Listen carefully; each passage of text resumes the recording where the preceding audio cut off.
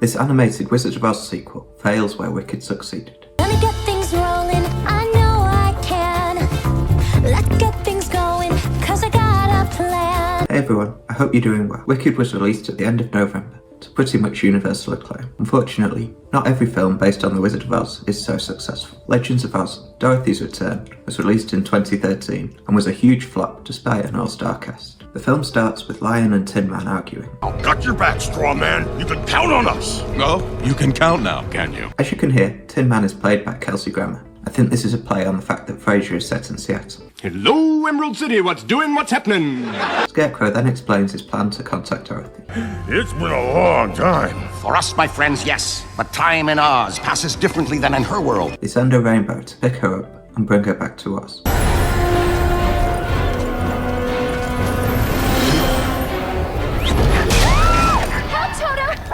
It really looks like an anti-gay meme. In the rainbow, Dorothy immediately insults the lion. Cowardly lion? It's just lying now.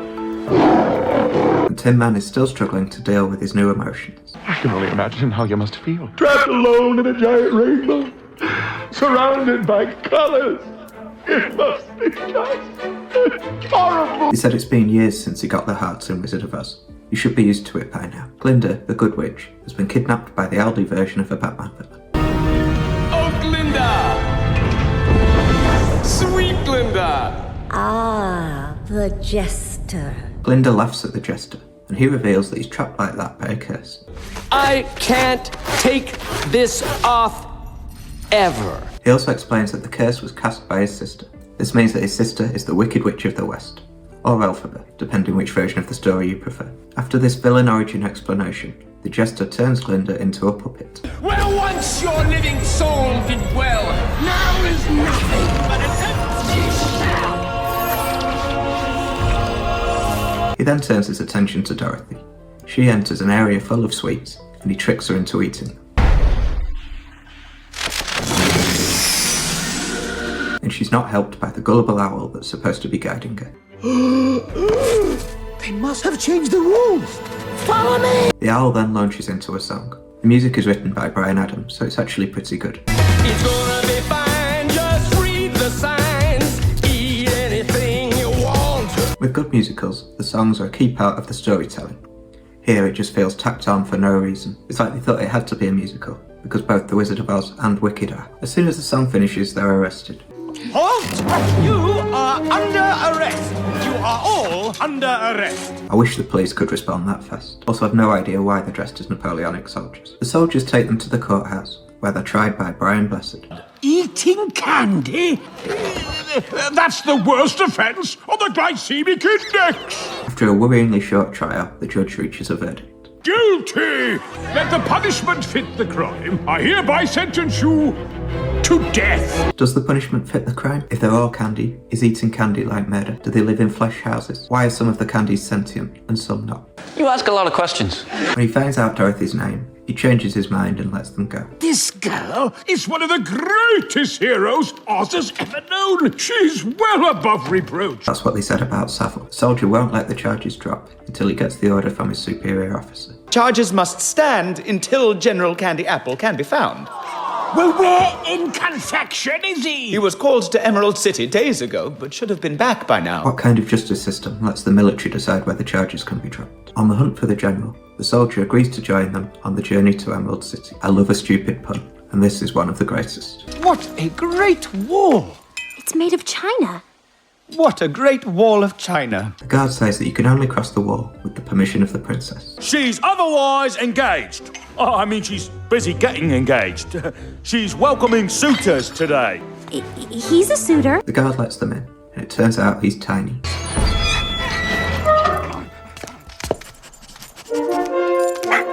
I'm not sure if that was supposed to be a reveal, or if you were meant to already know that. The population is supposed to be China figures, but I couldn't tell. The princess enters, looking like a knitted toilet roll holder.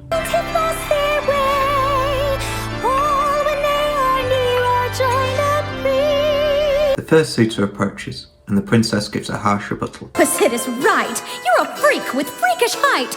I'd rather be alone atop my throne. A huge earthquake forces them to leave the palace. When Dorothy asks to be allowed to pass through the land, the the princess refuses and blames her. Now and again, the Jester sends an earthquake or two just to rattle us.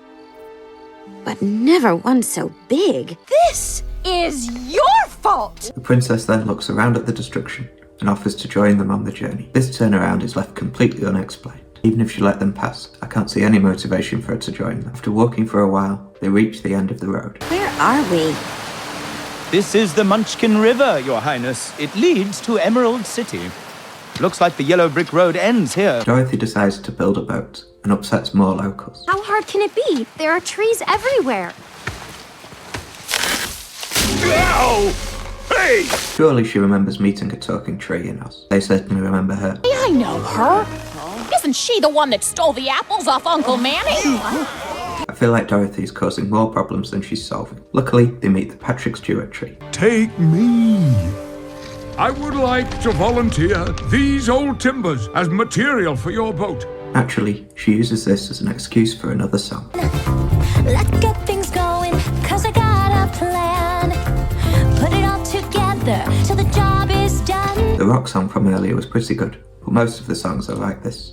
No memorable tune and completely dull. The film is only an hour and a half though, so without the songs it wouldn't be long enough to be called a movie. The boat sails to Emerald City, and the group arrive to find it abandoned and in ruins. The Jester sends a message saying that he's kidnapped Lion, Tin Man and Scarecrow. You let them go. I give the orders around here now. Pursued by flying monkeys, they all flee on the boat. Hang on!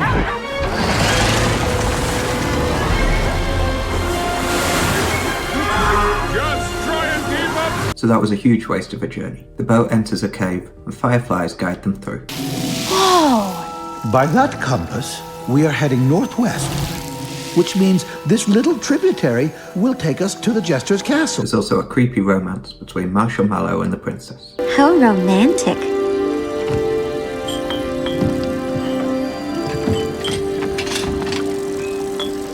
I don't want to judge, but I mean, he'd absolutely shatter her. Anyway, it sounds like she's enjoying it. Yes! Just as you think things are going smoothly, it turns out they've been tricked. Thank you, fireflies. It's the least I could do. Have a nice ride. The Jester pushes the boat out towards a waterfall drop. This prompts Dorothy to quote Star Wars. It's a trap. The boat goes over, and the gang wake up on the riverbank. Unsurprisingly, the princess didn't survive the fall. Oh no. Naturally, Dorothy makes it all about herself and decides to go it alone. Where are you going? I'm going to confront the Jester myself. I can't let anyone else get hurt. We won't let you go alone. Don't follow me. Marshall Mallow tells the owl to go and get help, so he tries to fly.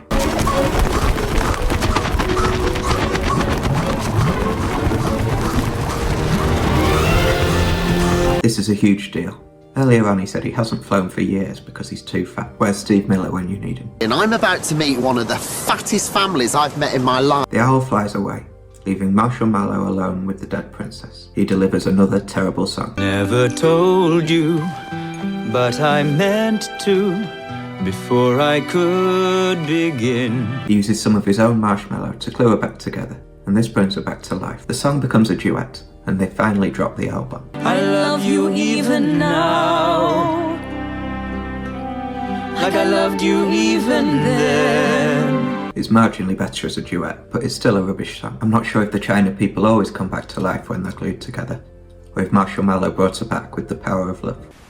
You like Huey Lewis on the news? Dorothy arrives at the Jester's castle to a literal red carpet welcome. She's greeted by Glinda, and somehow can't tell that she's been transformed into a puppet. Glinda! Oh, Glinda! I'm so glad to see you. Hello, Dorothy. The other puppets dance around and show Dorothy the captive Lion, Scarecrow and Tin Man.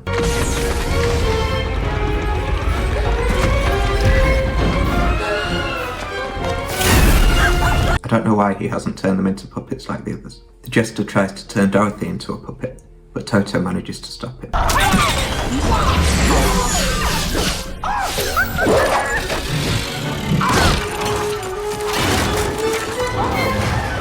I guess it's curtains for him. Very, very witty. Very, very witty. The captives wake up, and one of the monkeys takes the staff. Unbelief! Come back here, you fuzzy freak of nature! Monkeys and sticks are never a good combination. go? They all follow the monkey up to the top of a tower. Scarecrow enters his mind palace to think of a plan. 62 degrees north with a radial arc of 2.5. Please tell me you're calculating how I can eat them! He actually coms up with a good plan and throws the Tin Man's arm. Styles, trajectory, schematic. In an attempt to rescue Toto, Dorothy falls from the tower.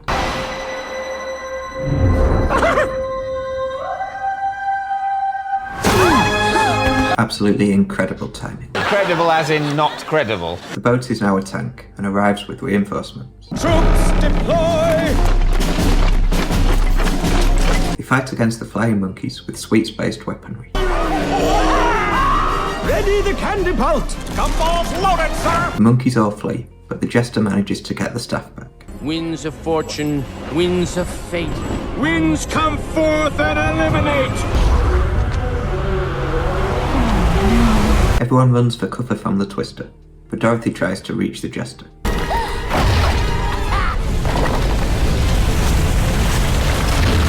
She tries to take the staff when it explodes.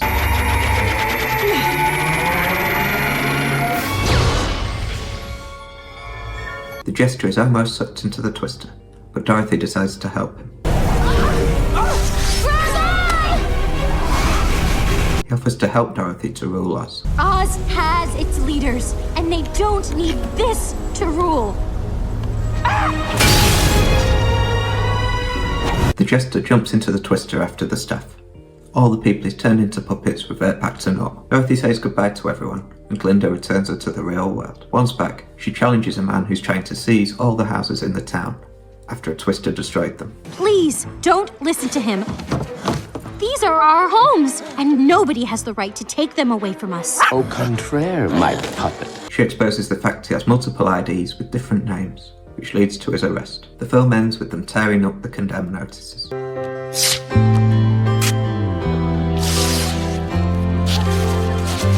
I don't know why. The houses still need rebuilding, even if they've stopped the guy from stealing them. Overall, the songs are rubbish. A lot of cheap devices are used to progress the plot, and the size difference romance is really creepy. The rainbow could have brought Dorothy straight to Emerald City and missed out most of the story. It's all worth it for this though.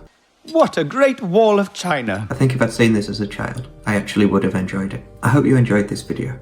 If you did, please like, subscribe and share with your friends. If there's anything that you'd like me to make a video on, then let me know in the comments. Thanks for watching, I'll see you next time.